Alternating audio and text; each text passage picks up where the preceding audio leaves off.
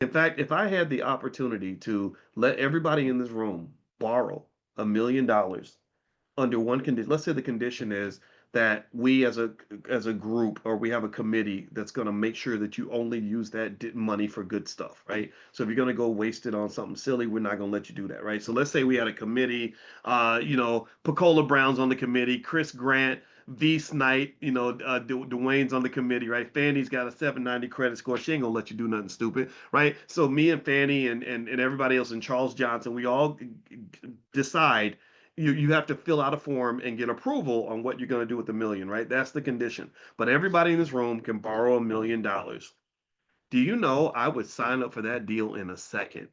I would say, yes, we're in. We're in. All the, however many thousands of you they're going to hang out with me today and watch this conversation. Like, we're all in. Why? Well, because now we can go out here and make some dang moves. I mean, do you know how much income you could make? Do you know that $1 million will work harder than you could ever work? For 95% of the people in this room, $1 million will work harder than you've ever worked in your life. And so here's what would happen. You would trade places. You would stay in the bed or stay home with your kids or watch Netflix, and your money would get up, put its clothes on, grab a briefcase, get in the car, and go to work every day and stay there for 14 hours a day and bring the money home to you.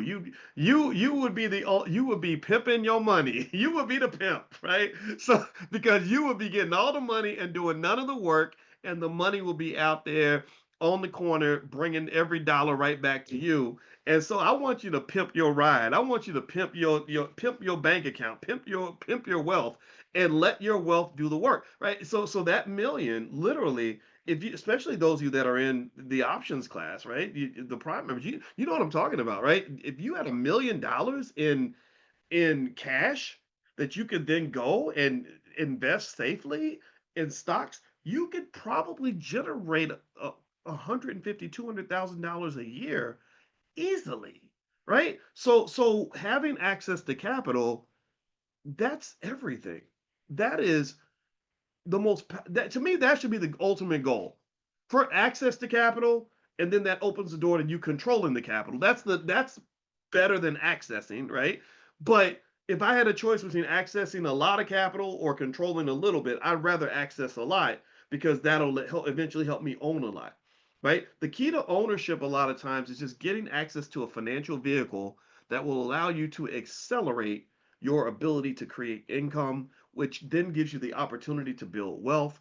And that is how you build enough wealth that your equity outweighs your debt, that what you own outweighs what you owe, which creates a positive net worth, which is the whole goal of economics.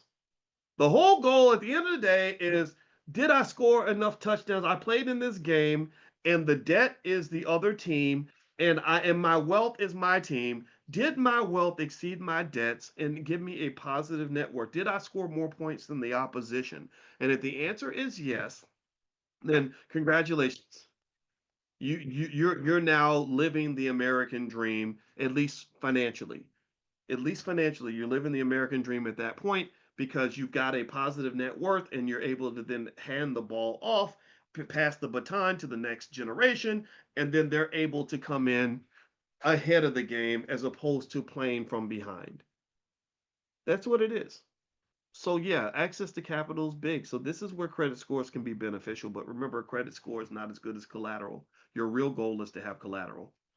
If you've got $1 million in your investment account, you don't even have to care what your credit score is. You can just say, I got $1 million.